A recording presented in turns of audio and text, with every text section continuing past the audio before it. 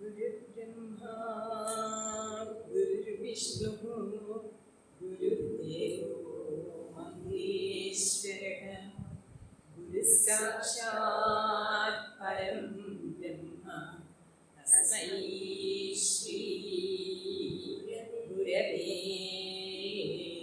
नमः। सदाशिवसमारम्भां शङ्कराचार्यमध्यमाम् अस्मदाचार्यपर्यन्तां वन्दे गुरुपरम्।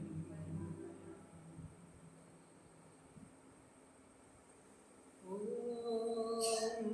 सहना भवतु सहनौ भुनक्तु सह वीर्यं करवावहै तेजस्विनावधीतमस्तु मा विद्विषावहै। ॐ शान्ति शान्ति शान्तिः। ॐ पूर्णमदः पूर्णमिदं पूर्णात् पूर्णमुदच्यते पूर्णस्य पूर्णमादाय पूर्णमेवावशिष्यते। ॐ शान्ति शान्ति शान्तिः।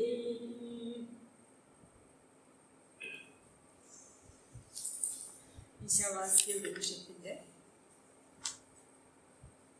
ആമുഖമായിട്ടുള്ള ഭാഷ്യമാണ് നമ്മൾ വായിച്ചുകൊണ്ടിരിക്കുന്നത്. ഈശാവാസ്യം ഇത്യാദയഃ മന്ത്രാഃ കർമ്മസു അവിനിയുക്താഃ തേഷാം അകർമ്മശേഷസ്യ ആത്മനഃ യാഥാത്മ്യപ്രകാശിത്വം. യാഥാത്മ്യം ച ആത്മനഃ ശുദ്ധത്വ അപാപവിദ്ധത്വ ഏകത്വ നിത്യത്വ അശരീരത്വ സർവഗതത്വാദി വക്ഷ്യമാണം. തച്ച കർമ്മണ വിരുദ്ധ്യേത ഇതി യുക്തഃ ഏവ യേഷാം കർമ്മസു അവിനിയോഗഃ. നഹി ഏവം ലക്ഷണം ആത്മനഃ യാഥാത്മ്യം ഉത്പാദ്യം വികാര്യം ആപ്യം സംസ്കാര്യം കർത്തൃഭോക്തൃരൂപം വാ യേന കർമ്മശേഷത സ്യാത്. സർവാസാം ഉപനിഷദാം ആത്മയാഥാത്മ്യ നിരൂപണേന ഏവ ഉപക്ഷയാത്. ഗീതാനാം മോക്ഷധർമാണാം ച ഏവം വരത്വാത്. തസ്മാത് ആത്മനഃ അനേകത്വ കർത്തൃത്വ ഭോക്തൃത്വാദി ച അശുദ്ധത്വ പാപവിദ്ധത്വാദി ച ഉപാദായ ലോകബുദ്ധിസിദ്ധം കർമാണി വിഹിതാനി. ഇത്രയും ഭാഗമാണ് നമ്മൾ ശ്രദ്ധിച്ചത്. അപ്പൊ ഈ ഒരു ഉദ്ഘാത ഭാഷ്യം, ഈ ഒരു ആമുഖ ഭാഷ്യം ശ്രദ്ധിക്കുമ്പോൾ നമുക്കറിയാം ഇവിടെ അനുബന്ധ ചതുഷ്ടയമാണ് ശ്രദ്ധിക്കുന്നത്. അധികാരീച വിഷയഃ സംബന്ധശ്ച പ്രയോജനം ശാസ്ത്രാരംഭ ഫലം പ്രാഹുഃ അനുബന്ധ ചതുഷ്ടയം എന്നാണ് അനുബന്ധ ചതുഷ്ടയത്തെ കുറിച്ചിട്ട് സർവവേദാന്ത സിദ്ധാന്ത സാര സംഗ്രഹത്തിൽ ശങ്കരാചാര്യസ്വാമികൾ പറഞ്ഞിരിക്കുന്നത്. എപ്പോഴും അനുബന്ധ ചതുഷ്ടയത്തെ ചിന്തിച്ചിട്ട് വേണം നമ്മൾ ഒരു ഗ്രന്ഥം പഠിക്കാനായിട്ട് ആരംഭിക്കാനാണ്. ആ ഗ്രന്ഥത്തിൽ എന്താണ് വിഷയം, അത് പഠിക്കാൻ ആരാണ് അധികാരി, അതിൻ്റെ പ്രയോജനം എന്താണ്, അത് നമുക്ക് നേടാനുള്ള ലക്ഷ്യവുമായിട്ട് എങ്ങനെയാണ് സംബന്ധപ്പെട്ടിരിക്കുന്നത് എന്നുള്ള 4 കാര്യങ്ങൾ. അധികാരി, വിഷയം, സംബന്ധം, അതായത് നമ്മുടെ ലക്ഷ്യവുമായിട്ട് ഈ ഗ്രന്ഥത്തിൽ പറയുന്ന വിഷയം എങ്ങനെ ബന്ധപ്പെട്ടിരിക്കുന്നു എന്നുള്ളത്, അതുപോലെ തന്നെ പ്രയോജനം. ഈ 4 കാര്യങ്ങൾ ചിന്തിച്ചിട്ട് വേണം നമ്മൾ ഏത് ഗ്രന്ഥവും പഠിക്കാൻ ആരംഭിക്കാനാണ്. ഇവിടെ കർമ്മകാണ്ഡത്തെ സംബന്ധിച്ചിടത്തോളം അനുബന്ധ ചതുഷ്ടയം എന്നുള്ളത് ഒന്ന് വേറെയാണ്. ജ്ഞാനകാണ്ഡത്തെ സംബന്ധിച്ചിടത്തോളം അനുബന്ധ ചതുഷ്ടയം എന്നുള്ളത് വേറെയാണ്. കർമ്മകാണ്ഡത്തിന് അധികാരി ആരാണോ അധികാരി, അതിന് നേരെ വിപരീതമായിട്ടുള്ള ഗുണമുള്ള ആളാണ് ജ്ഞാനകാണ്ഡത്തിന് അധികാരിയായിട്ടുള്ളത്. അതുപോലെ തന്നെ വിഷയവും പരസ്പര വിരുദ്ധമായിട്ടുള്ള വിഷയമാണ്. സംബന്ധം വേദവുമായിട്ടുള്ള സംബന്ധം അല്ലെങ്കിൽ മോക്ഷവുമായിട്ടുള്ള സംബന്ധം പറയാം. പ്രയോജനം കർമ്മകാണ്ഡത്തിന്റെ പ്രയോജനം വേറെ, ജ്ഞാനകാണ്ഡത്തിന്റെ പ്രയോജനം വേറെ. അപ്പൊ എന്തുകൊണ്ടാണ് ഈശാവാസ്യം തുടങ്ങിയിട്ടുള്ള മന്ത്രങ്ങൾ മറ്റൊരു ശാസ്ത്രത്തിന്റെ ഒരു വിഭാഗത്തെ കാണിച്ചുകൊണ്ട്, അതായത് കർമ്മകാണ്ഡത്തിൽ നിന്നും ഭിന്നമായിട്ടുള്ള മോക്ഷോപദേശത്തെ നൽകുന്നതാണെന്ന് എങ്ങനെ പറയാം? ഇവിടെ ഒരു ശാസ്ത്ര വിഭാഗം നമുക്ക് എങ്ങനെ മനസ്സിലാക്കാം എന്നാണെങ്കിൽ അനുബന്ധ ചതുഷ്ടയത്തെ ചിന്തിക്കുന്നതിലൂടെ മനസ്സിലാക്കാം. കർമ്മകാണ്ഡത്തിന്റെ അനുബന്ധ ചതുഷ്ടയം ഒന്ന് വേറെയാണ്, ജ്ഞാനകാണ്ഡത്തിന്റെ അനുബന്ധ ചതുഷ്ടയം ഒന്ന് വേറെയാണ്. അപ്പൊ ഇത് മനസ്സിൽ വെക്കുക. കാരണം ഇത് അവസാനം ശങ്കരാചാര്യ സ്വാമികൾ അവസാനത്തെ വാചകത്തിൽ, ഈ ആരംഭ ഭാഷ്യത്തില് അവസാനത്തെ വാചകത്തില് ഈ കാര്യങ്ങൾ പറയും. അപ്പൊ ഇത് മനസ്സിൽ വെച്ചിട്ട് ബാക്കിയുള്ളത് നോക്കാം. എങ്ങനെയാണ് ഇവിടെ അനുബന്ധ ചതുഷ്ടയം പറഞ്ഞിരിക്കുന്നത് എന്നുള്ളത് ഈ അവസാനത്തെ ഭാഗവും കൂടി വായിച്ചതിന് ശേഷം നമുക്ക് നോക്കാം. അടുത്ത ഭാഗം, യോഗി കർമ്മഫലേന അർത്ഥി ദൃഷ്ടേന ബ്രഹ്മവർച്ചസാദിന അദൃഷ്ടേന സ്വർഗാദിന ച. വായിക്കാൻ പറ്റുന്നില്ലേ? സ്പീഡ് കൂടുതലാ. ദ്വിജാതിരഹം ന കാണകുബ്ജത്വാദി അനധികാര പ്രയോജക ധർമ്മവാൻ ഇതി ആത്മാനം മന്യത്തെ സഹ അധിക്രിയത്തെ കർമ്മസു ഇതി അധികാരവിദോ വദന്തി. അധികാരവിദഃ, അധികാരവിത്തുകൾ എന്ന് വെച്ചാൽ ആരാണ് അധികാരി എന്നുള്ളതിനെ കുറിച്ച് അറിയുന്ന ആളുകൾ. ഏത് വിഷയത്തിൽ? കർമ്മ വിഷയത്തിലായാലും ജ്ഞാന വിഷയത്തിലായാലും. ഇവിടെ കർമ്മ വിഷയത്തിൽ ആരാണ് അധികാരി എന്നുള്ളത് ഇപ്രകാരമാണ് വദന്തി പറയപ്പെടുന്നത്. ആര് പറയുന്നത്? വദന്തി പറയുന്നത്. ആരാണ് പറയുന്നത്? അധികാരവിദഃ വദന്തി. അധികാരവിദ്, അധികാരവിദോ, അധികാരവിദ, വിദ ബഹുവചനം. അധികാരവിത്തുകൾ. അതെന്ത് വിത്തുകളാണെന്ന് ചിന്തിക്കരുത്. വിത്ത് എന്ന് പറഞ്ഞാൽ അറിയുക എന്നുള്ള അർത്ഥത്തില് വിദ് ധാതു വരും. അധികാരവിദ് എന്നുള്ളത് സമസ്ത പദമായിട്ട് വരുമ്പോൾ അധികാരത്തെ സംബന്ധിച്ച് അറിയുന്ന ആൾ എന്ന് അർത്ഥം വരും. അപ്പൊ അധികാരവിദ എന്ന് പറയുമ്പോൾ ബഹുവചനമാണ്. എന്താണ് അധികാരവിത്തുകൾ പറയുന്നത്? കർമ്മകാണ്ഡത്തിന് ആരാണ് അധികാരി എന്ന് പറയാണ്. ആരാണ് അധികാരി? യോഗി. യോഗി യഹ ഹി.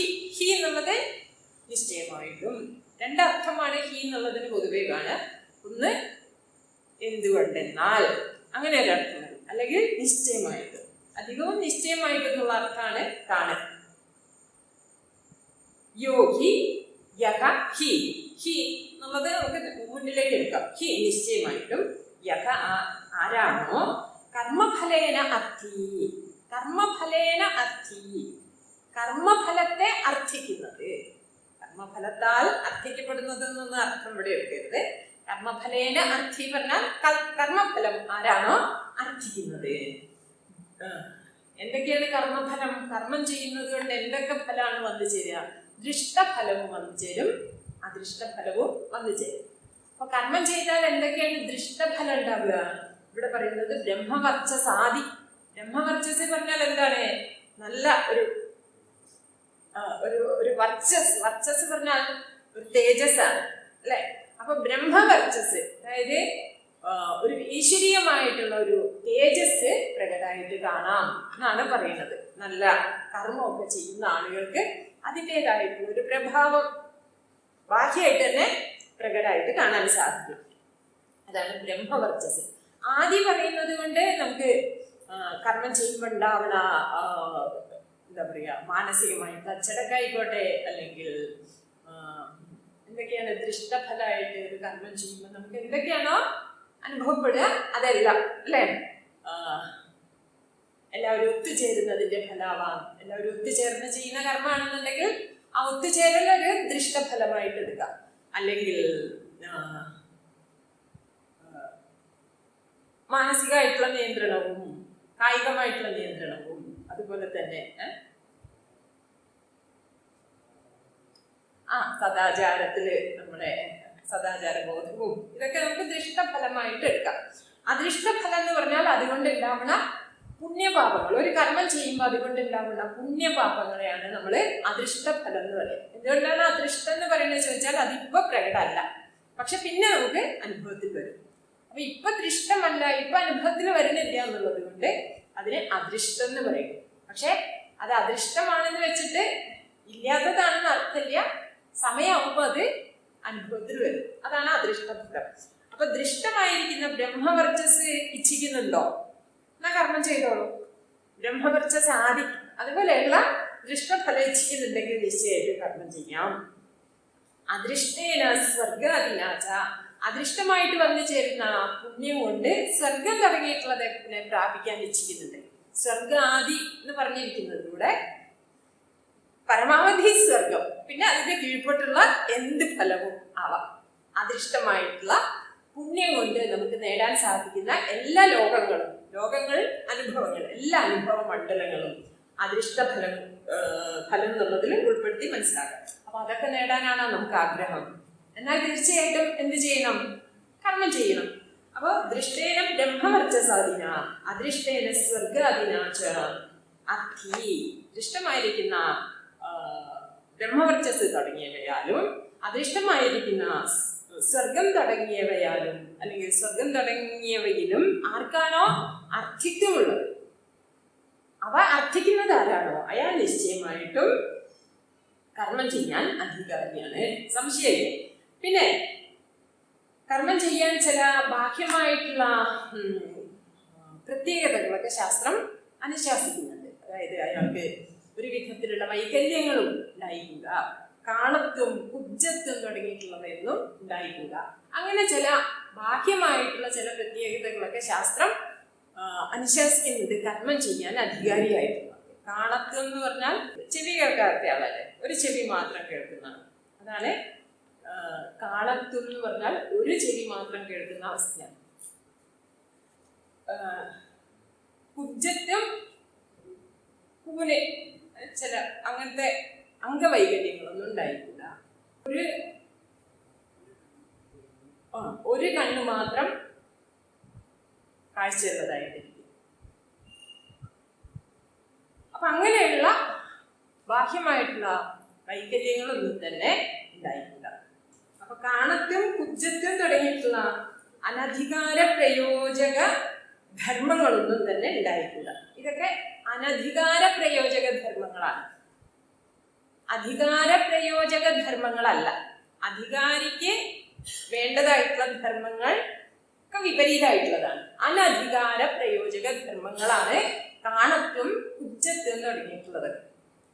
അപ്പൊ അത്തരത്തിലുള്ള ബാഹ്യമായിട്ടുള്ള ദോഷങ്ങളൊന്നും ഇല്ലാത്ത ആളാണ് കർമ്മം ചെയ്യാൻ അധികാരിയായിരിക്കുന്നത്. ഇത് അപ്പൊ അനധികാര പ്രയോജക ധർമ്മങ്ങളോടൊത്തവനല്ല ഞാൻ. അവിടെ ഉണ്ട് കാണത്വ കുബ്ജത്വാദി അനധികാര പ്രയോജക ധർമ്മവാൻ എന്ന് പറയുമ്പോൾ എന്താ അർത്ഥം? കാണത്വം കുബ്ജത്വം തുടങ്ങിയിട്ടുള്ള അനധികാര പ്രയോജക ധർമ്മങ്ങളോടൊത്തവൻ അല്ല ഞാൻ. കാണത്വ കുബ്ജത്വാദി അനധികാര പ്രയോജക ധർമ്മവാൻ ഇതി എന്ന് ആത്മാനം യഥാ മന്യത്തെ. അംഗവൈകല്യങ്ങളൊന്നും ഉണ്ടായിക്കൂടാ എന്നർത്ഥം. ഏത് വൈദിക കർമ്മം ചെയ്യുന്നതിന് വേണ്ടിയിട്ട് ഇങ്ങനെയുള്ള ചില ബാഹ്യമായിട്ടുള്ള ലക്ഷണങ്ങളൊക്കെ ശാസ്ത്രം അനുശാസിക്കുന്നുണ്ട്. ശരി, അപ്പൊ അങ്ങനെയുള്ള ദോഷങ്ങളൊന്നുള്ള ആളല്ല ഞാൻ എന്ന് ആരാണോ തന്നെ കുറിച്ച് കരുതുന്നത്. അപ്പൊ ഈ കാണത്വം കുബ്ജത്വം എന്നൊക്കെ ഉള്ളത് എവിടെയുള്ള ധർമ്മങ്ങളാണ്? ഉപാധിഗതമായിട്ടുള്ള ധർമ്മങ്ങളാണ്. അപ്പൊ എനിക്ക് കാണത്വമില്ല കുബ്ജത്വമില്ല എന്നൊക്കെ ഒരാൾ പറയണമെന്നുണ്ടെങ്കിൽ അയാൾക്ക് ആ അഭിമാനം ഉണ്ടായിരിക്കണം. ഏതഭിമാനം? ഈ ഉപാധിയുമായിട്ടുള്ള അഭിമാനം ഉണ്ടായിരിക്കണം, അല്ലെ?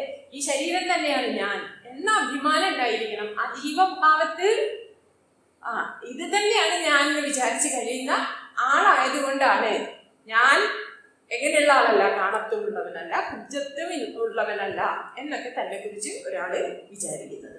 അപ്പൊ ഒന്ന് ഇയാൾക്ക് കാമനകളുണ്ട് പറഞ്ഞാൽ ബ്രഹ്മവർച്ചസും അതുപോലെ അധിഷ്ഠായിട്ടുള്ള സ്വർഗമൊക്കെ ഇച്ഛിക്കുന്നവനാണ്.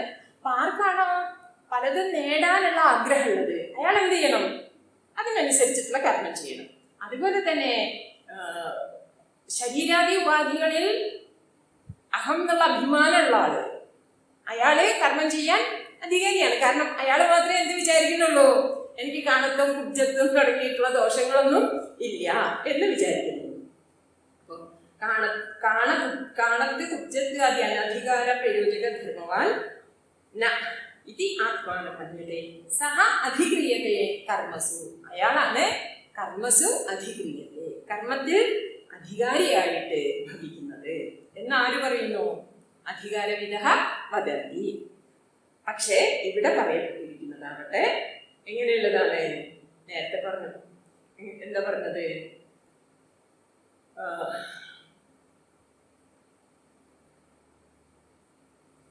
ഈശവാസീത്യാദയ മന്ത്രാഃ കർമ്മസു അവിനിയുക്താഃ അകർമ്മശേഷസ്യ ആത്മനഃ യാഥാത്മ്യ പ്രകാശകത്വാത് എന്ന് പറഞ്ഞു. അപ്പൊ അകർമ്മശേഷമായിരിക്കുന്ന ആത്മാവിന്റെ യാഥാത്മ്യമാണ് ഇവിടെ പറയപ്പെടുന്നത്. ആ അകർമ്മശേഷമായിരിക്കുന്ന ആത്മാവാവട്ടെ ഉത്പാദ്യമോ വികാര്യമോ ആപ്യമോ സംസ്കാര്യമോ അല്ല. അങ്ങനെ ആയിരുന്നുവെങ്കിൽ കർമ്മം ചെയ്തിട്ട് അതിലൂടെ നേടാൻ സാധിക്കുമായിരുന്നു. പക്ഷേ കർമ്മത്തിലൂടെ നേടിയെടുക്കാവുന്ന ലക്ഷണങ്ങളോടൊത്തതൊന്നുമല്ല ആത്മാന്നുള്ളത് കൊണ്ട് ഈ പറയപ്പെടുന്ന മന്ത്രങ്ങൾ ഒരിക്കലും തന്നെ കർമ്മത്തിൽ വിനിയോഗിക്കപ്പെടേണ്ടവയല്ല. ആരാണോ കർമ്മഫലം ഇച്ഛിക്കുകയും സ്വയം ആ കർമ്മഫലത്തെ നേടാൻ യോഗ്യനായിട്ടുള്ള കർത്താവാണ് ഞാൻ എന്ന് അഭിമാനിക്കുകയും ചെയ്യുന്നത്, അയാളാണ് കർമ്മം ചെയ്യാൻ അധികാരിയായിട്ടുള്ളത് എന്ന് ശാസ്ത്രം വിധിക്കുന്നു. അധികാര വിത്തുകൾ എന്ന് പറഞ്ഞാൽ ശാസ്ത്രകാരന്മാർ, ആചാര്യന്മാർ ഇപ്രകാരമാണ് കർമ്മം ചെയ്യാൻ അധികാരിയായിട്ടുള്ള ആളെ കുറിച്ച് പറയുന്നത്. പക്ഷെ ഇവിടെ ആവട്ടെ ആരാണ് അധികാരി? ഇതിൽ നിന്നൊക്കെ നിവൃത്തനാവുന്ന ആളാണ് ഇവിടെ അധികാരിയായിട്ടുള്ളത്. കാരണം കർമ്മത്തിലൂടെ നേടിയെടുക്കാൻ പറ്റുന്ന ഒരു ഫലത്തെ കുറിച്ചല്ല ഇനിയുള്ള മന്ത്രങ്ങളിൽ പറയാൻ പോകുന്നത്. അപ്പൊ കർമ്മഫലത്തെ ഇച്ഛിക്കുന്ന ആള് ഈ ഭാഗത്തിന് അധികാരിയായിട്ട് വരുന്നില്ല. കർമ്മഫലത്തിനുള്ള ഇച്ഛ ഒഴിഞ്ഞ ആളാണ് ഇവിടെ അധികാരിയായിട്ട് വരുന്നത്. വിരക്തനായിട്ടുള്ള ആളാണ് ഇവിടെ അധികാരി. മറിച്ച് രാഗിയായിട്ടുള്ള ആളാണ് കർമ്മത്തിന് അധികാരിയായിട്ടുള്ളത്. പക്ഷെ ഇതൊക്കെ പഠിക്കുമ്പോഴും നമ്മൾ ശ്രദ്ധിക്കണം. എന്ന് വെച്ചിട്ട് കർമ്മം പൂർണ്ണമായിട്ടും ഉപേക്ഷ്യമാണ് എന്നുള്ളത് ശാസ്ത്രം ഇവിടെ പറയുന്നില്ല. ഈ വിഷയം ശങ്കരാചാര്യ സ്വാമികൾ ഭഗവത്ഗീത ഭാഷ്യത്തിന്റെ ആരംഭത്തിൽ പറയും. വൈദികമായിട്ടുള്ള കർമ്മം പലതരത്തിലുള്ള ഫലത്തെ നേടാൻ വേണ്ടിയിട്ടാണ് ശാസ്ത്രം വിധിച്ചിട്ടുള്ളത് എന്ന് വെച്ചാൽ തന്നെയും നമ്മളത് ഈശ്വരാർപ്പണ ബുദ്ധിയോട് കൂടിയിട്ട് അനുഷ്ഠിക്കുകയാണെന്നുണ്ടെങ്കിൽ അത് ചിത്തശുദ്ധിക്കും തദ്വാര മോക്ഷപ്രാപ്തിക്കും ഹേതുവായിട്ട് നിർവഹിക്കും. അപ്പൊ കർമ്മങ്ങൾ പരിപൂർണമായിട്ട് ത്യാജ്യമാണെന്ന് പറയുന്നത്, കർമ്മങ്ങൾ കാമനയോട് കൂടിയിട്ടാ ചെയ്യുന്നത് എന്ന് വെച്ചാൽ അത് നമുക്ക്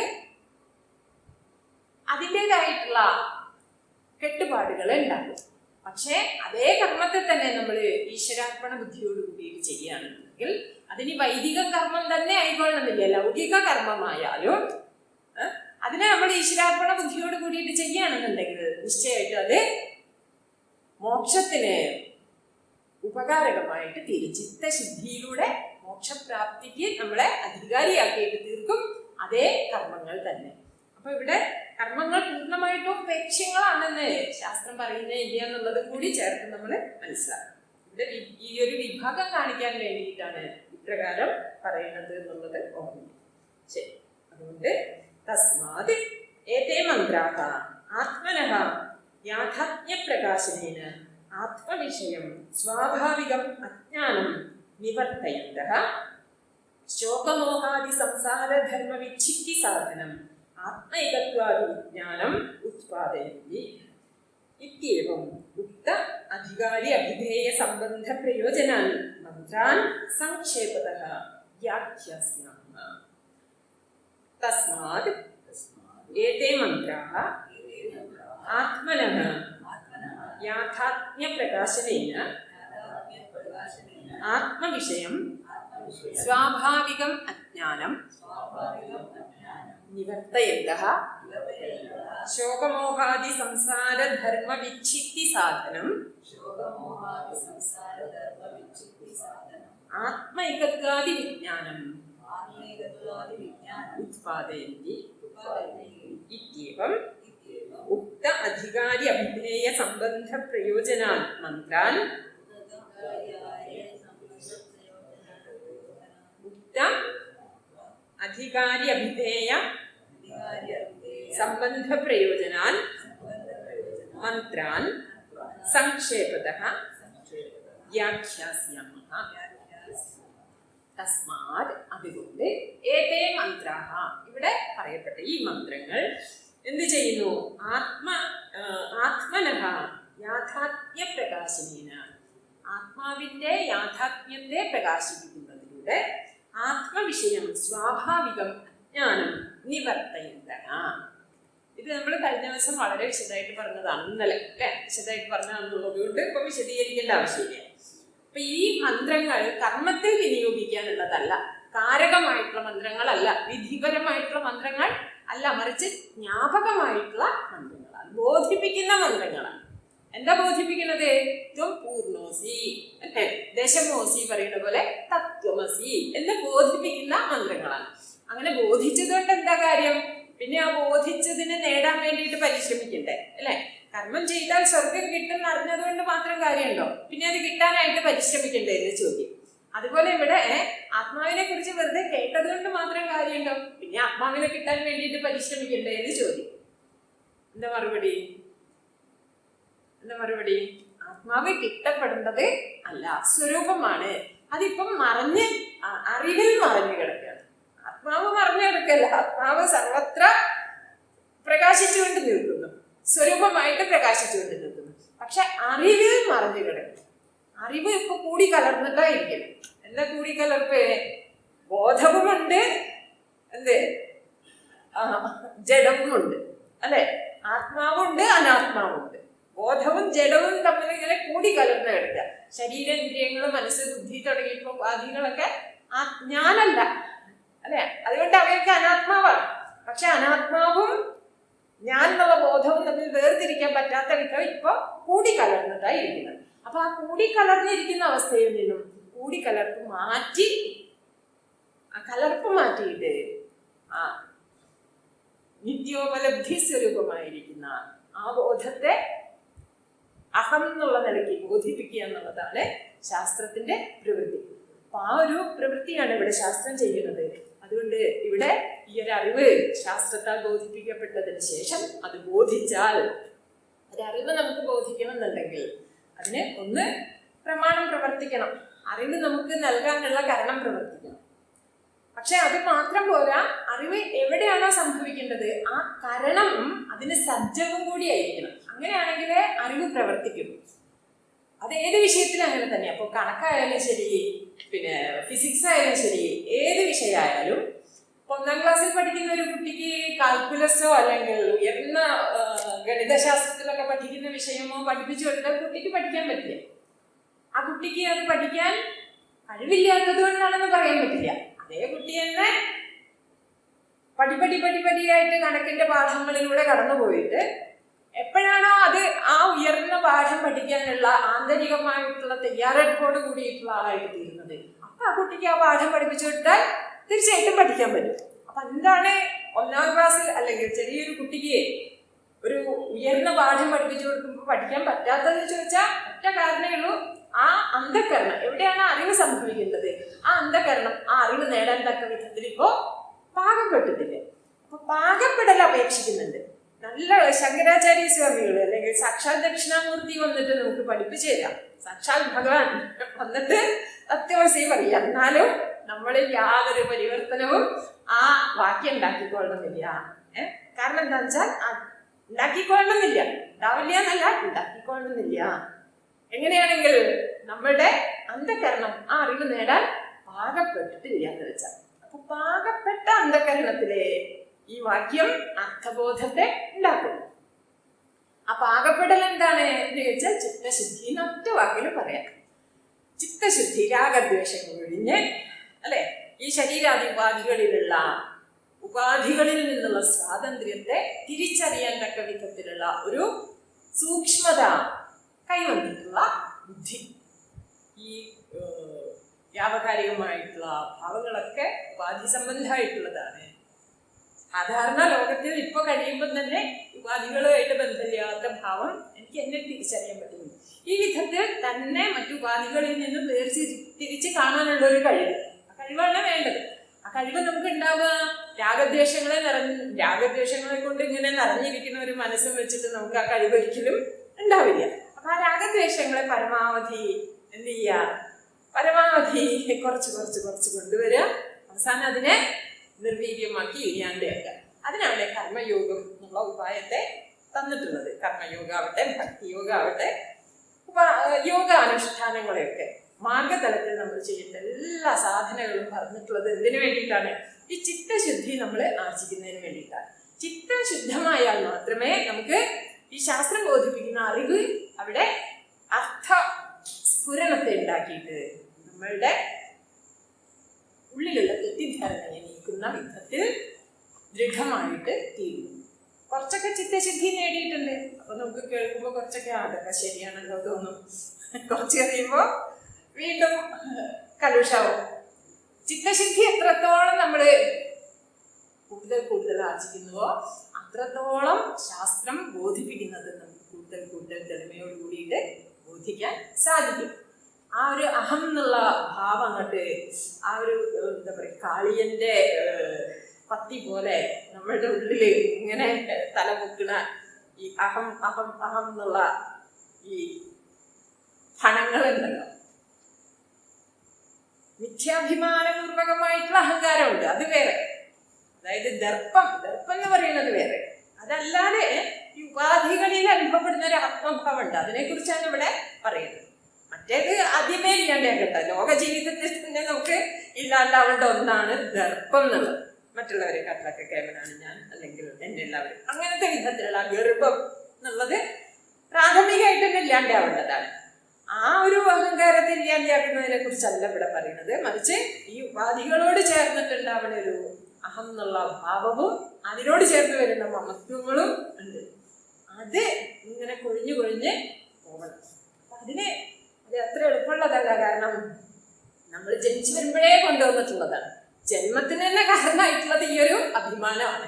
അപ്പൊ അതിനെ വളരെ പരിശ്രമത്തോട് കൂടിയിട്ട് സമ്പൂർണമായിട്ടുള്ള ശരണാഗതി, ഒരു നമ്മളെക്കാൾ ഉയർന്ന ആ ഒരു പ്രപഞ്ച ശക്തിയെ സമ്പൂർണമായിട്ട് നമ്മളെ തന്നെ സമർപ്പിക്കുന്നതിലൂടെയും ആ ഒരു ഈശ്വരനെ സമർപ്പിച്ചുകൊണ്ട് നമ്മളുടെ കർമ്മങ്ങളൊക്കെ ചെയ്യുന്നതിലൂടെയും അതുപോലെ തന്നെ ഗുരുഭക്തി കൊണ്ടും ഒക്കെ പതുക്കെ പതുക്കെ പതുക്കെ പതുക്കെ എന്ത് ചെയ്യണോ, പത്തി താഴ്ത്തി താഴ്ത്തി താഴ്ത്തി താഴ്ത്തി കൊണ്ടുവരണം.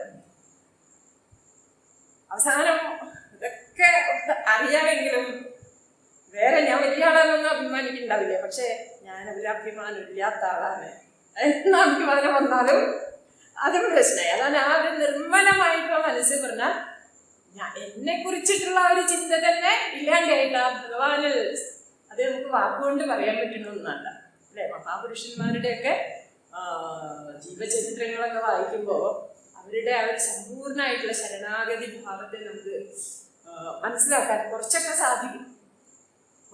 ഉദാഹരണം പറഞ്ഞാൽ രാമദാസ് സ്വാമിയുടെ, പപ്പ രാമദാസ് സ്വാമിയുടെ ഒക്കെ ജീവചരിത്രമൊക്കെ വായിക്കുമ്പോൾ നമ്മളെ ഏതോ ഒരു അദൃശ്യമായിട്ടുള്ള ഒരു ശക്തി തന്നെ ഇങ്ങനെ നയിക്കുന്നതായിട്ട് നമുക്ക് വേണമെങ്കിൽ വായ കൊണ്ട് അങ്ങനെ പറയാം, അത് എളുപ്പമാണ്. പക്ഷേ അതൊരു പ്രത്യേകമായിട്ടുള്ള തലം തന്നെയാണ് അവിടെ സമ്പൂർണ്ണമായിട്ടുള്ള ശരണാഗതി. ആ ഒരു ശരണാഗതിയിലേക്ക് വരുമ്പോൾ പിന്നെ അതാണ് ഹനുമാനെയൊക്കെ ഉദാഹരണമായിട്ട് പറയാറുള്ളത്. ഹനുമാൻ പറഞ്ഞ ദേഹബുദ്ധ്യ തവ ദാസോഹം ജീവബുദ്ധ്യ ത്വദംശകഃ ആത്മബുദ്ധ്യ ത്വമേവാഹം ഇതി മേ നിശ്ചിതാമതി എന്ന് പറയും. എങ്ങനെയാ രാമനെ കുറിച്ച് വിചാരിക്കുന്നത്, രാമനോടുള്ള ബന്ധം എങ്ങനെയാ ചോദിച്ചപ്പം ഹനുമാൻ പറഞ്ഞത് ഇങ്ങനെയാണ്, ദേഹബുദ്ധ്യ തവ ദാസോഹം. ദേഹബുദ്ധി എനിക്കുള്ളപ്പോൾ ഞാൻ എങ്ങനെയാ വിചാരിക്കുന്നത്, ഞാൻ അവർക്ക് ദാസനാണ്. ദാസനെ സംബന്ധിച്ചിടത്തോളം തൻ്റെ സ്വാമിക്കുള്ളതാണ് തൻ്റെ കർമ്മങ്ങളെല്ലാം. എൻ്റെ ഓരോ ചലനം പോലും ആ സ്വാമിക്കുള്ള സമർപ്പണമാണ്. അപ്പൊ ആ ഭാവത്തിലാണ് ഹനുമാൻ എപ്പോഴും പ്രവർത്തിച്ചിട്ടുണ്ടായിരുന്നത് അല്ലെ. എന്ത് വലിയ കാര്യം ചെയ്യുമ്പോഴും ഹനുമാൻ ഒരു വിധത്തിലുള്ള ഞാൻ ചെയ്യുന്നു എന്നുള്ള അഭിമാനം ഉണ്ടായിരുന്നില്ല. ഭഗവാന് വേണ്ടിയിട്ടുള്ളതാണ്, തൻ്റെ ശക്തിയല്ല ഭഗവാന്റെ ശക്തിയാണ് തന്നെ കൊണ്ട് ഇതൊക്കെ ചെയ്യിക്കുന്നത് എന്നുള്ള ബുദ്ധിയായിരുന്നു. പിന്നെ ജീവബുദ്ധി വരുമ്പോഴാവട്ടെ ശരീരബുദ്ധിയെക്കാട്ടിലും കുറച്ചുകൂടി സൂക്ഷ്മമായിട്ടുള്ളതാണല്ലോ ജീവബുദ്ധി. ജീവബുദ്ധി വരുമ്പോഴാവട്ടെ ത്വദംശകഃ, ഞാൻ ഭഗവാന്റെ അംശമാണ്. എന്നാലും ഭഗവാൻ തന്നെയാണ് എന്ന് വിചാരമില്ല, മറിച്ച് ഭഗവാന്റെ അംശമാണ്. ഇനി ആത്മബുദ്ധിയുള്ള സമയത്താവട്ടെ ത്വമേവാഹം, അതിന് എന്നിൽ കുടികൊള്ളുന്ന ഞാൻ തന്നെയാകുന്നു. അപ്പൊ ഈ വിധത്തിൽ നമുക്കും ചെയ്യാം. എപ്പോഴും നമുക്ക് ആത്മബുദ്ധി ഉണ്ടായിക്കോണമെന്നില്ല, എപ്പോഴും ജീവബുദ്ധി ഉണ്ടായിക്കോണമെന്നില്ല, ദേഹബുദ്ധി ആയിരിക്കാനുള്ളത്. കുഴപ്പമില്ല. അപ്പൊ എന്ത് വിചാരിച്ചാൽ മതി, ഭഗവാന്റെ ദാസനാണ് ഞാൻ, അല്ലെ? ഭഗവാന്റെ ആ ഒരു എന്താ പറയാ, ഭഗവാൻ ആണ് ഈ പാവകളിക്കൊക്കെ പിന്നിലുള്ള ചരട് വലിക്കുന്ന ആള്.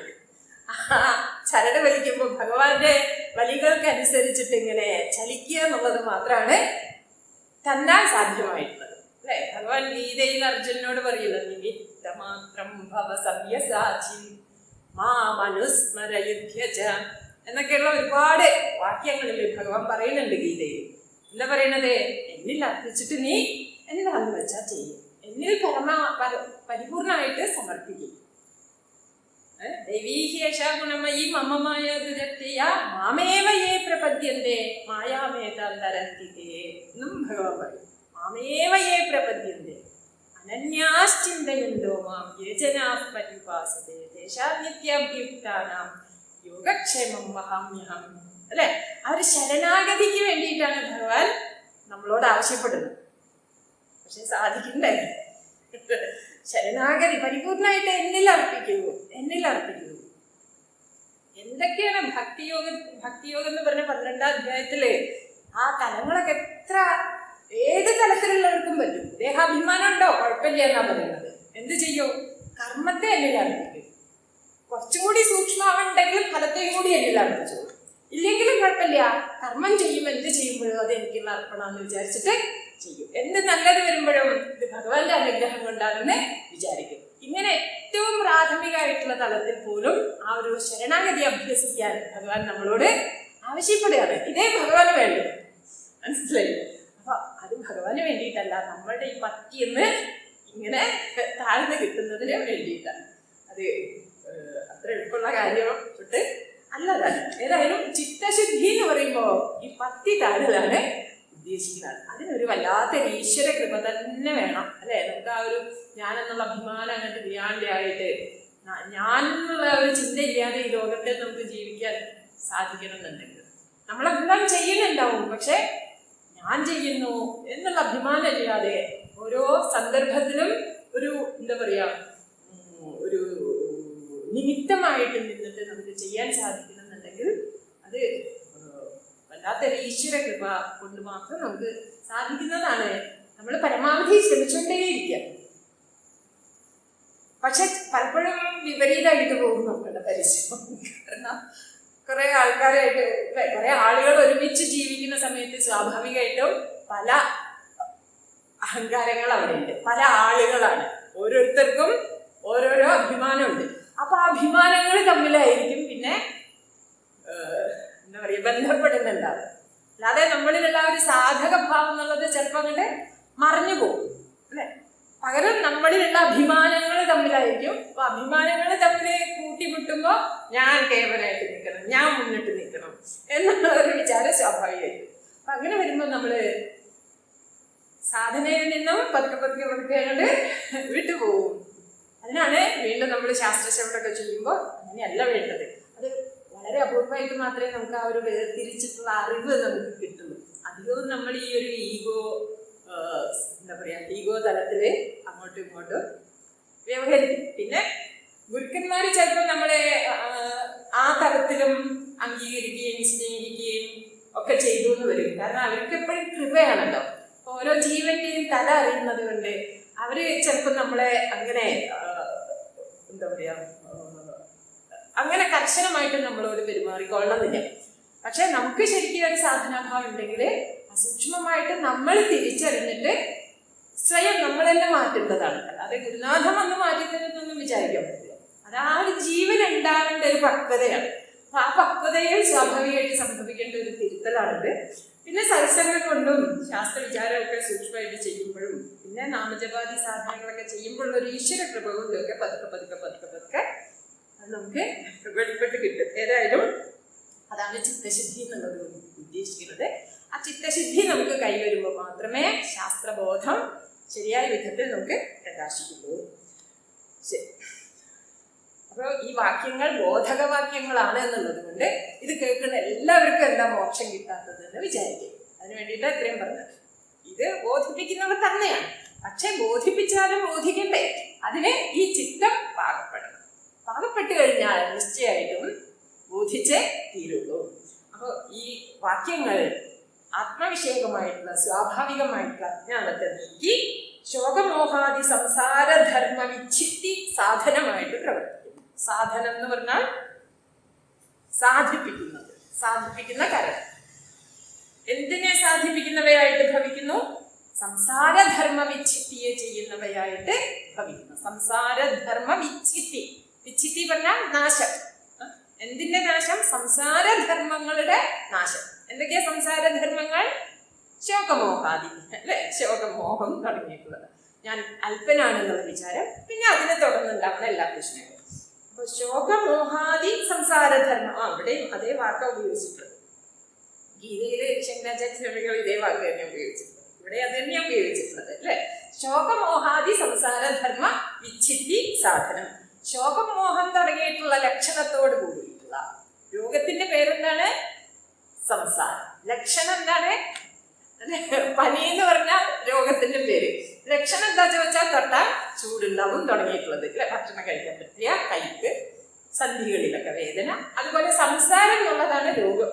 എന്താണ് അതിന്റെ ലക്ഷണം ചോദിച്ചാൽ എന്താ ലക്ഷണം? ശോകമോഹങ്ങളാണ് സംസാരത്തിന്റെ ലക്ഷണമായിട്ടുള്ളത്. അപ്പൊ ആ ലക്ഷണത്തോട് കൂടിയിട്ടുള്ള സംസാരധർമ്മങ്ങളെ മുഴുവനും, സംസാരധർമ്മം പറഞ്ഞാൽ സംസാരത്തിന്റെ ലക്ഷണങ്ങളെ മുഴുവനും തന്നെ ഇല്ലാതെയാക്കുന്നതാണ് ശോകമോഹാദി സംസാരധർമ്മ വിച്ഛിത്തി സാധനം. അങ്ങനെ വിച്ഛിത്തി സാധനമായിട്ടുള്ള ഈ മന്ത്രങ്ങൾ എന്ത് ചെയ്യുന്നു?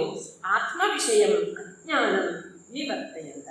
നിർവർത്തയന്ത എന്ന് നിങ്ങളുടെ പുസ്തകത്തിലുണ്ടെങ്കിൽ അത് മാറ്റിയിട്ട് നിവർത്തയന്ത എന്നാക്കണം. നിർവർത്തിപ്പിക്കുക പറഞ്ഞാൽ പ്രവർത്തിപ്പിക്കുക എന്നാണ് അർത്ഥം. നിവർത്തിക്കുക എന്ന് പറഞ്ഞാൽ ഒരു ചെറിയൊരു വ്യത്യാസമേ ഉള്ളൂ, പക്ഷെ രണ്ടും രണ്ടർത്ഥമാണ്. നിവർത്തയന്ത സ്വാഭാവികം, അജ്ഞാനം നിവർത്തയന്ത. ആത്മവിഷയം അജ്ഞാനം നിവർത്തിപ്പിക്കുന്നു. തന്റെ സ്വരൂപത്തെ കുറിച്ചിട്ടുള്ള അജ്ഞാനത്തെ, അറിവില്ലായ്മയെ നീക്കുന്നു. ഈ അറിവില്ലായ്മ എങ്ങനെ ഉണ്ടായതാണ്? അറിയാൻ സ്വാഭാവികമാണ്, പ്രകൃതി സിദ്ധമായിട്ടുള്ളതാണ്. നമ്മള് ഇവിടെ വന്നതിന് ശേഷം ഉണ്ടാക്കിയിട്ടുള്ളതൊന്നല്ല, അല്ലെ? പിന്നെ എന്താണ്? നമ്മൾ ജനിച്ചു വരുമ്പോഴേ കൊണ്ടുവന്നിട്ടുള്ളതാണ്. അനാദിയായിട്ടുള്ള മായയാൽ പ്രവൃത്തമായിട്ടുള്ളതാണ് ഈ ഒരു അജ്ഞാനം എന്നുള്ളത്. അതുകൊണ്ടാണ് ഇതിനെ സ്വാഭാവികം എന്ന് പറഞ്ഞിരിക്കുന്നത്. ഒരാൾ അജ്ഞാനിയായിട്ട് കഴിയുന്നു എന്നുള്ളത് ആ വ്യക്തിയെ സംബന്ധിച്ചിട്ടുള്ള ഒരു ദോഷം അല്ല. കാരണം എന്താണ്? അത്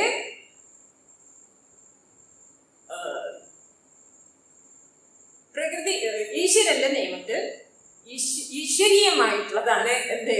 അജ്ഞാനം. അല്ലാതെ ജീവൻ ഉണ്ടാക്കുന്നതല്ല അജ്ഞാനം എന്നുള്ളത്. അത് ആ ഒരു സൃഷ്ടിയുടെ ഒരു എന്താ പറയാ ഘടനയിൽ സ്വാഭാവികമായിട്ട് അന്തർഭവിച്ചിട്ടുള്ളതാണ് ഈ അജ്ഞാനം എന്നുള്ളത്. അതുകൊണ്ട് ആർക്കും എന്ത് വേണ്ട, അയ്യോ ഞാൻ അജ്ഞാനിയാണല്ലോ എന്ന് വിഷമം വേണ്ട. നമ്മളാരും മനഃപൂർവ്വം ഉണ്ടാക്കിയിട്ടുള്ളതല്ല അജ്ഞാനം എന്നുള്ളത്. ആത്മവിഷയമായിട്ടുള്ള അജ്ഞാനം കേട്ടോ. ഏത് വിഷയത്തിലുള്ള അജ്ഞാനായാലും നമ്മളാരും മനഃപൂർവ്വം ഉണ്ടാക്കുന്നതല്ല. അപ്പൊ അതുകൊണ്ട് അയ്യോ അജ്ഞാനിയാണല്ലോ എന്നുള്ള ഖേദം വേണ്ട. അയ്യോ ശോകമോഹങ്ങളൊക്കെ എനിക്ക് ഉണ്ടാവണല്ലോ എന്നുള്ള ചിലപ്പോൾ നമുക്ക് അങ്ങനെയാണല്ലോ, നമ്മൾ സാധകരാണ് എന്നിട്ട് ശോകമോഹങ്ങൾ ഉണ്ടാവണം. അപ്പൊ നമുക്ക് ഉള്ളിലൊരു നമ്മളെ എന്താ പറയാ നമ്മളോട് തന്നെ ഒരു പൂർണ്ണമായിട്ടുള്ള തൃപ്തി ഉണ്ടാവില്ല. അത് വേണ്ട. കാരണം എന്താന്ന് വെച്ചാൽ ഇത് നമ്മളാരും ഉണ്ടാക്കിയിട്ടുള്ളതല്ല, സ്വാഭാവികമായിട്ടുള്ളതാണ്. എന്ന് വെച്ചിട്ട് എല്ലാ കാലവും ശോകമോഹങ്ങളായിട്ട് ഇരിക്കണം എന്നല്ല, പക്ഷെ അത് സ്വാഭാവികമായിട്ടുള്ളതാണ്, ജന്മസിദ്ധമായിട്ടുള്ളതാണ്. ആ അജ്ഞാനത്തെ നിവർത്തിപ്പിക്കുന്നു. ഏത് കാലത്ത് തുടങ്ങിയതാണെന്ന് നമുക്ക് പറയാൻ പറ്റില്ല. എത്രയോ ജന്മങ്ങളിലൂടെ കടന്നു വന്നിട്ടുണ്ട് ഈ ജീവൻ. കൽപ്പകൽപ്പങ്ങളായിട്ട് ജനിച്ചു മരിച്ച് എത്രയോ കൽപ്പങ്ങളിലൂടെ കടന്നു പോകുന്നിട്ടുള്ളതാവാം. അപ്പൊ അങ്ങനെയുള്ള അജ്ഞാനമാണെങ്കിലും ഈ ഒരു ശാസ്ത്രം ശ്രമിച്ച് ചിത്തത്തിൽ ആ ഒരു ബോധ്യം ഉണ്ടാവുമ്പോ ആ അജ്ഞാനം മുഴുവനും നീങ്ങിപ്പോയിക്കോളും, അല്ലെ? ഇത്ര കാലം കട്ട പിടിച്ച ഇരുട്ടോട് കൂടിയിട്ട് കിടന്നിട്ട മുറിയാണെങ്കിലും അവിടെ നമ്മളൊരു ദീപം തെളിയിച്ച് വെച്ചാൽ ആ ഇരുട്ട് മുഴുവനും നീങ്ങും. അതുപോലെ എത്രയോ ജന്മങ്ങളിലെ കൂടെ കൊണ്ടുപോന്നിട്ടുള്ള അജ്ഞാനമാണ് ഇപ്പൊ ഈ ജീവനുള്ളത്. ഉള്ളത് എന്ന് വെച്ചിട്ടുണ്ടെങ്കിലും ഇപ്പൊ ആ ഒരു ആത്മൈകത്വ ബോധം ഉണ്ടാവുന്നതിലൂടെ ഈ അജ്ഞാനത്തെ മുഴുവനും അതിക്രമിക്കാൻ തസ്മാത് ഏതേ മന്ത്രാഹ ആത്മനഃ യാഥാത്മ്യ പ്രകാശനേന ആത്മവിഷയം സ്വാഭാവികം അജ്ഞാനം നിവർത്തയന്തഃ ശോകമോഹാദി സംസാര ധർമ്മ വിച്ഛിത്തി സാധനം ആത്മൈകത്വാദി വിജ്ഞാനം ഉത്പാദയന്തി. ആത്മാവിന്റെ ഏകത്വം തുടങ്ങിയിട്ടുള്ള ആ ആത്മൈകത്വം ആദ്യം പറഞ്ഞതിന് എന്തൊക്കെ മനസ്സിലാക്കാം?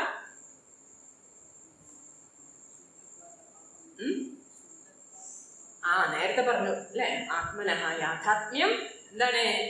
ശുദ്ധത്വ, അപാപവിദ്ധത്വ, ഏകത്വ, നിത്യത്വ, അശരീരത്വ, സർവഗതത്വ ആദി. അവിടെ ആദ്യം പറഞ്ഞിട്ടുള്ളത്. കാരണം ഇനി എത്രയോ ലക്ഷണങ്ങൾ ശാസ്ത്രങ്ങളിൽ പറയുന്നുണ്ട്. അപ്പൊ അങ്ങനെയുള്ള ആത്മൈകത്വാദി ആത്മാവിന്റെ ഏകത്വം തുടങ്ങിയിട്ടുള്ള വിജ്ഞാനത്തെ, സാക്ഷാത്കൃതമായിരിക്കുന്ന അറിവ് വിജ്ഞാനത്തെ ഉത്പാദിപ്പിക്കുന്നവയാകുന്നു. ഇപ്രകാരം ഉക്ത അധികാരി അവിധേയ സംബന്ധ പ്രയോജനാൻ മന്ത്രാണ് സംക്ഷേപതഃ വ്യാഖ്യാസം. അപ്പൊ ഇനി ഈശാവാസ്യം തുടങ്ങിയിട്ടുള്ള മന്ത്രങ്ങൾ എങ്ങനെയുള്ളതാണ്? പ്രത്യേകമായിട്ടുള്ള, നേരത്തെ പറഞ്ഞ വിധത്തിലുള്ളതല്ലാത്ത പ്രത്യേകമായിട്ടുള്ള ഒരു അനുബന്ധ ചതുഷ്ടയത്തോട് കൂടിയിട്ടുള്ളതാണ്. അധികാരി വേറെ, പിന്നെ വിഷയം വേറെ, സംബന്ധം വേറെ, പ്രയോജനം വേറെ. കർമ്മകാണ്ഡത്തിന് അധികാരി ആരാണ്? കർമ്മഫലത്തിൽ ഇച്ഛയുള്ളത്, കർമ്മഫലേന അർത്ഥി. എന്നാൽ ജ്ഞാനകാണ്ഡത്തിന് അധികാരിയാണ് ആരാണ്? കർമ്മഫലത്തിൽ നിന്നും വിരക്തനായിട്ടുള്ള ആള്. ഒരാള് കർമ്മഫലത്തിൽ ഇച്ഛയുള്ള ആള്, മറ്റേ ആള് കർമ്മഫലത്തിൽ നിന്നും വിരക്തനായിട്ടുള്ള ആള്, കാമനകളിൽ നിന്നും വിരക്തനായിട്ടുള്ള ആളാണ് അധികാരി. അഭിധേയം, അഭിധേയം എന്ന് പറഞ്ഞാൽ വിഷയം. എന്താണ് വിഷയം? കർമ്മകാണ്ഡത്തിലെ വിഷയം എന്താണ്? പല വിധത്തിലുള്ള കർമ്മങ്ങളും അതിന് കിട്ടാൻ പോകുന്ന ഫലങ്ങളും അതിനെ പാലിക്കേണ്ട ചിട്ടകളും ഇതൊക്കെയാണ് കർമ്മകാണ്ഡത്തിന്റെ വിഷയം. ജ്ഞാനകാണ്ഡത്തിന്റെ വിഷയം എന്താണ്? ഏകമായിരിക്കുന്ന ആത്മയാഥാത്മ്യം പ്രകാശിപ്പിക്കുന്നവയാണത്. അപ്പൊ ആത്മാവിന്റെ സ്വരൂപം ആണ് ജ്ഞാനകാണ്ഡത്തിന്റെ വിഷയമായിട്ടുള്ളത്. പിന്നെ അധികാരി, അഭിധേയ, സംബന്ധം. സംബന്ധം വേദവുമായിട്ടുള്ള സംബന്ധം എന്താണ് എന്നാണെങ്കിൽ ഉപനിഷത്ത് ആണ് ആത്മതത്വത്തെ ബോധിപ്പിക്കുന്നതിന് പ്രമാണമായിട്ടുള്ളത്. ആ ഉപനിഷത്താണല്ലോ ഈശാവാസ്യം എന്നുള്ളത്. അപ്പൊ ആ ഉപനിഷത്ത് നമ്മുടെ ലക്ഷ്യവുമായിട്ട് എങ്ങനെ സംബന്ധപ്പെട്ടിരിക്കുന്നതാണെങ്കിൽ നമുക്ക് മോക്ഷമാണ് വേണ്ടത്. ആ മോക്ഷം ആവട്ടെ അജ്ഞാനകൃതമായി, അല്ല, മോക്ഷം ബന്ധനിവൃത്തി വേണം. നമുക്ക് മോക്ഷത്തിന് ബന്ധനിവൃത്തി വേണം. ബന്ധമാവട്ടെ അജ്ഞാനകൃതമായിട്ടുള്ളതാണ്. അജ്ഞാനത്തെ നീക്കാൻ ജ്ഞാനം കൊണ്ട് മാത്രമേ സാധിക്കൂ. അപ്പൊ ജ്ഞാനത്തെ നമുക്ക് ഉണ്ടാക്കുന്നവയാണ് ഈ ഉപനിഷത്ത് വാക്യങ്ങൾ എന്നുള്ളത് കൊണ്ട് എന്താണ് നമ്മുടെ ലക്ഷ്യവുമായിട്ട് ഈ വാക്യങ്ങൾ സംബന്ധപ്പെട്ടിരിക്കുന്നു. എങ്ങനെയാണ് സംബന്ധപ്പെട്ടിരിക്കുന്നത്? നമുക്ക് ഏതൊരു പ്രശ്നമാണോ സംസാരത്തെ ഉണ്ടാക്കുന്നത് ആ പ്രശ്നത്തെ നീക്കുന്നവയാണ് ഈ മന്ത്രങ്ങൾ എന്നുള്ളത്. ഉക്ത അധികാരി അഭിധേയ സംബന്ധ പ്രയോജനം. കർമ്മത്തിന്റെ പ്രയോജനം എന്താണ്? കർമ്മഫലം നേടുക എന്നുള്ളത്. അതെങ്ങനത്തെ ഫലമാണ്? എല്ലാ ഫലങ്ങളും അനിത്യമായിട്ടുള്ള ഫലങ്ങളാണ് അല്ലേ? എന്ത് ഫലം നേടിയിട്ടുണ്ടെങ്കിലും കുറച്ചു കാലം അനുഭവിച്ചു കഴിഞ്ഞാൽ അത് ഇല്ലാണ്ടാവും. ഒന്നുകിൽ നമ്മുടെ ആയുസ് ഇല്ലാണ്ടാവും, അല്ലെങ്കിൽ കർമ്മഫലം ഇല്ലാണ്ടാവും. അപ്പൊ അത് അല്പമായിട്ടുള്ളതാണ്. എന്നാൽ ജ്ഞാനത്തിന്റെ ഫലമാവട്ടെ, ജ്ഞാനകാണ്ഡത്തിന്റെ ഫലം, ഉപനിഷത്തിന്റെ ഫലമാവട്ടെ മോക്ഷമാണ്. മോക്ഷം നിത്യമാണോ അനിത്യമാണോ? അനിത്യമായിട്ടുള്ളതാണെങ്കിൽ അത് മോക്ഷമല്ല അല്ലെ? അപ്പൊ നിത്യമായിരിക്കുന്ന ഫലമാണ് ജ്ഞാനകാണ്ഡത്തിന്റെ പ്രയോജനം എന്നുള്ളത്, അനിത്യമായിരിക്കുന്ന ഫലമാണ് കർമ്മത്തിന്റെ പ്രയോജനം എന്നുള്ളത്. അപ്പൊ ഇവിടെ കൃത്യമായിട്ടൊരു ശാസ്ത്ര വിഭാഗം നമുക്ക് കാണാൻ സാധിക്കുന്നുണ്ട്. കർമ്മത്തിന്റെ അനുബന്ധ ചതുഷ്ടയം വേറെ, അധികാരി വേറെ, വിഷയം വേറെ, സംബന്ധം വേറെ, പ്രയോജനം വേറെ. ജ്ഞാനകാണ്ഡത്തിന്റെ അധികാരി വേറെ, വിഷയം വേറെ, സംബന്ധം വേറെ, പ്രയോജനം വേറെ. അപ്പൊ സ്വാഭാവികമായിട്ട് ഇവിടെ ഒരു വിഭാഗം പ്രകടമായിട്ട് തന്നെ മനസ്സിലാക്കാൻ സാധിക്കുന്നുണ്ട്. അപ്പൊ ഉപനിഷത്ത് പഠിക്കാൻ ആരാണോ ഇച്ഛിക്കുന്നത്? എന്തിനു വേണ്ടിയിട്ട് ഇച്ഛിക്കുന്നത്? മോക്ഷമാകുന്ന പ്രയോജനത്തെ നേടുന്നതിന് വേണ്ടിയിട്ട്. അതിനെ തനിക്ക് വേണ്ട യോഗ്യത ഉണ്ട് എന്ന് ആര് മനസ്സിലാകുന്നുവോ? എന്താ യോഗ്യത? ബാക്കി യോഗ്യതയൊന്നും ഇല്ലെങ്കിലും തിരക്കടില്ല, മുമുക്ഷുത്വം എന്നുള്ള യോഗ്യത ഉണ്ടായാലെങ്കിലും വിവേകവും വൈരാഗ്യവും ഒക്കെ പൂർണ്ണമായിട്ടില്ലെങ്കിലും എനിക്ക് ഈ ഒരു സംസാരത്തിൽ നിന്നും അല്ലെങ്കിൽ ഈ ഒരു പരിമിതിയിൽ നിന്നും മുക്തനാവണം എന്നുള്ള ദൃഢമായിട്ടുള്ള ഒരു ഇച്ഛ അതുണ്ടായി കഴിഞ്ഞാൽ തന്നെ എന്തായി, ശാസ്ത്രം ശ്രമിക്കാൻ അധികാരിയായി. ബാക്കിയെല്ലാം ഇത്തിരി വിവേകവും വൈരാഗ്യം ഇല്ലാണ്ട് അങ്ങനെ ഒരു ഇച്ഛ ഉണ്ടാവില്ല. എന്നാൽ വിവേക വൈരാഗ്യം പൂർണ്ണമായിട്ട് ഉണ്ടായിക്കൊള്ളണമെന്നില്ല. അപ്പൊ വിവേക വൈരാഗ്യങ്ങളെ പൂർണ്ണമാക്കാൻ പിന്നെ പരിശ്രമിക്കണം. പക്ഷെ ആ ഒരു മോക്ഷ ഇച്ഛ നമ്മുടെ ഉള്ളിൽ ഉണ്ടാവുകയാണെങ്കിൽ തന്നെ വിവേക വൈരാഗ്യങ്ങൾ ആർജിക്കാനുള്ള പ്രചോദനം മനസ്സിലായി. അപ്പൊ മോക്ഷേച്ഛ ഉണ്ടാവുക എന്നുള്ളതാണ് പ്രധാനമായിട്ടും വേണ്ടത്. ശരി, അപ്പൊ അങ്ങനെ അധികാരം നമുക്ക് ഉണ്ട് എന്ന് തോന്നുന്നുണ്ടെങ്കിൽ, മോക്ഷാകുന്ന പ്രയോജനത്തെ വേണം നിശ്ചയിക്കുന്നുണ്ടെങ്കിൽ ശാസ്ത്രം പറയാണ് എന്നാ ഉപനിഷത്തിലേക്ക് കടന്നോളൂ. അതല്ല വേറെ പ്രയോജനങ്ങളൊക്കെയാണ് ഇച്ഛിക്കുന്നത്. അങ്ങനെയാണെന്നുണ്ടെങ്കിൽ എന്ത് ചെയ്തോളൂ, അത് കിട്ടാനുള്ള വഴി നോക്കിക്കോളൂ. അതാണ് ശാസ്ത്രത്തിന് പറയാറുള്ളത്. വേറെ ലൗകികമായിട്ടുള്ള പ്രയോജനങ്ങളാണോ വേണ്ടത്? അങ്ങനെയാണെന്നുണ്ടെങ്കിൽ അത് കിട്ടാനുള്ള വഴിയും വേഗം തന്നെ പറയുന്നുണ്ട്, അത് നോക്കിക്കോളൂ എന്നാണ്. ശരി, പക്ഷെ ഇതൊക്കെ പറഞ്ഞാലും ഏതൊരാൾക്കും ഉപനിഷത്ത് പഠനം കൊണ്ട് ശരിയായ വിധത്തിൽ കാര്യങ്ങളെ മനസ്സിലാക്കാൻ, അതായത് ഇപ്പൊ ഒരു ഗൃഹസ്ഥാശ്രമിയായിട്ട് സന്യാസ മാർഗത്തിലൊന്നും കഴിയുന്ന ആളല്ല എന്ന് വെച്ചോട്ടെ, ലൗകികമായിട്ടൊരു ജീവിതം നയിക്കുന്ന ആളെന്ന് വെച്ചോട്ടെ, അയാൾക്ക് ശാസ്ത്ര പഠനം കൊണ്ട് പ്രയോജനം ഇല്ല എന്നല്ല പറയുന്നതിന്റെ അർത്ഥം. അല്ലാതെ മോക്ഷാർത്ഥികളായിട്ടുള്ളവർ മാത്രം പഠിച്ചാൽ മതി ഉപനിഷത്ത് എന്നല്ല. അല്ലാത്തവർക്കും എന്താവാം, ഉപനിഷത്ത് പഠനം ആവാം. അവർക്ക് ജീവിതത്തെ കുറിച്ചിട്ടുള്ളൊരു കാഴ്ചപ്പാട് കിട്ടും. അല്ലെ, എന്തിനാണ് ഞാൻ എൻ്റെ ജീവിതം ഒഴിഞ്ഞു വെക്കേണ്ടത്, എൻ്റെ ആത്യന്തിക ലക്ഷ്യം എന്തായിരിക്കണം എന്നുള്ളതിനെ കുറിച്ചിട്ടുള്ള തിരിച്ചറിവ് അവർക്ക് കിട്ടും. പിന്നെ ഗൃഹസ്ഥാശ്രമമൊക്കെ ആണെന്നുണ്ടെങ്കിലും അവിടെയും വിവേകം ചെയ്യാനുള്ള കഴിവൊക്കെ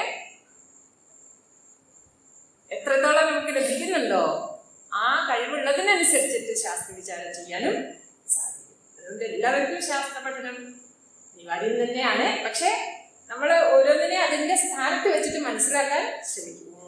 അതിനുള്ള കഴിവ് നമുക്ക് ഉണ്ടാവണം. അല്ലാതെ ഒരു ഗൃഹസ്ഥാശ്രമിയായിട്ടുള്ള ആള് ഉപനിഷത്ത് വന്ന് പഠിച്ചു, ഈശാവാസ്യമിതം സർവം കിഞ്ച ജഗത്യം ജഗത്തേന ത്യക്തേന ഭുഞ്ജീതാഹ മാഗൃധ കസ്യ സിദ്ധൻ എന്ന് പഠിച്ചു, പിറ്റേന്ന് അയാളെന്ത് ചെയ്യണേ കാവ്യം എടുത്ത് കൊടുക്കുക എന്ന് വെച്ചോട്ടെ. കാരണം എന്താ, ഉപനിഷത്ത് അതല്ലേ പറയണത്, ഉപേക്ഷിച്ചിട്ട്. അങ്ങനെയല്ല, വീടും കുടുംബമൊക്കെ അവിടെ ഉണ്ടെങ്കിൽ അവിടെ ചെയ്യേണ്ട കർത്തവ്യമുണ്ട്. കർത്തവ്യം നിർവഹിക്കുക തന്നെ വേണം. കർത്തവ്യം ഭഗവാൻ ആരാണല്ലോ അർജുനനോട് പറഞ്ഞത്.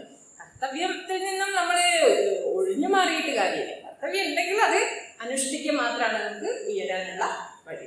അപ്പൊ എന്താന്ന് വെച്ചാൽ, ഇപ്പൊ ഗൃഹസ്ഥാശ്രമികളാണെന്നുണ്ടെങ്കിലും ശാസ്ത്രം പഠിക്കാന്ന് പറഞ്ഞു. പക്ഷെ പഠിക്കുമ്പോഴും അതിനെ വേണ്ട സ്ഥാനത്ത് മനസ്സിലാക്കാനുള്ള കഴിവ് ഉണ്ടായിരിക്കണം എന്ന് മാത്രം. ശരി, അപ്പൊ സാമാന്യമായിട്ട് പറയുകയാണ്.